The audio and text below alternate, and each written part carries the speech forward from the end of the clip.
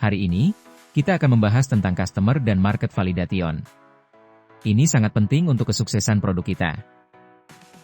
Customer Validation, tahap dalam siklus pengembangan produk di mana pengusaha berinteraksi langsung dengan calon pelanggan untuk memvalidasi demand dan relevansi fitur produk atau layanan yang ditawarkan. Proses ini bertujuan untuk memastikan bahwa apa yang dibangun memang sesuai dengan kebutuhan dan keinginan pelanggan. Sekarang mari kita bahas Market Validation. Ini adalah proses mengevaluasi pasar untuk memastikan bahwa ada permintaan yang cukup untuk produk atau layanan mereka. Ini termasuk memahami ukuran potensial pasar, pertumbuhan pasar, serta dinamika dan kecenderungan yang mempengaruhi pasar tersebut.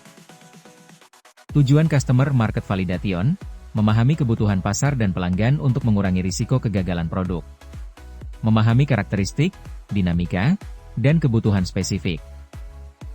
Mendapatkan feedback langsung dari calon pelanggan, perusahaan dapat mengoptimalkan fitur dan fungsionalitas produk sebelum peluncuran.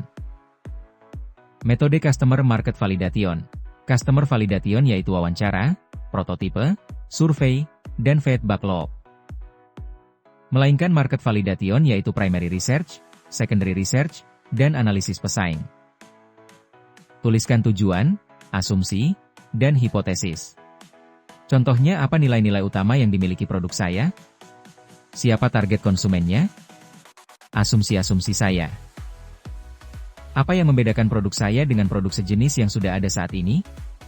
Dan hipotesis awal mengenai produk saya, penentuan harga dan model bisnis. Mendefinisikan pasar dilihat dari Total Addressable Market, TAM, Serviceable Addressable Market, SAM, dan Serviceable Obtainable Market, SOM. Total Addressable Market menggambarkan keseluruhan pasar potensial atau pendapatan maksimum dicapai untuk produk tanpa mempertimbangkan kompetitor pasar lain.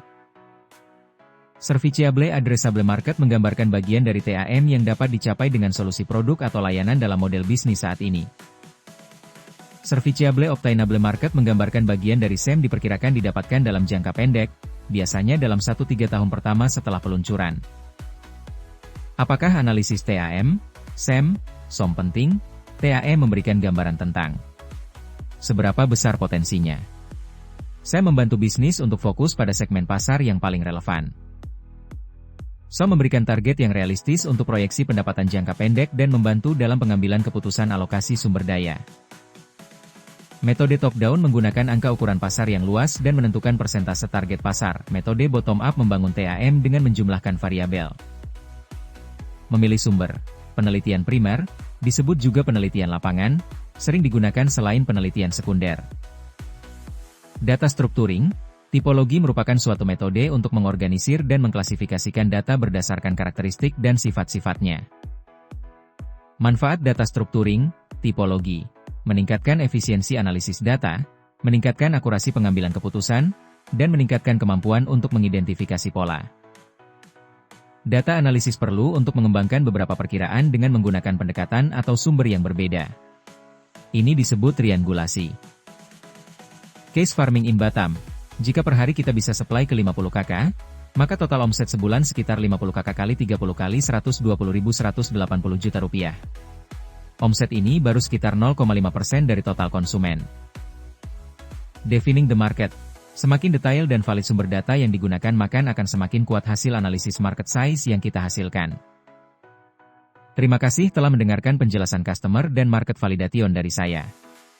Semoga kita semua bisa melakukannya dengan baik.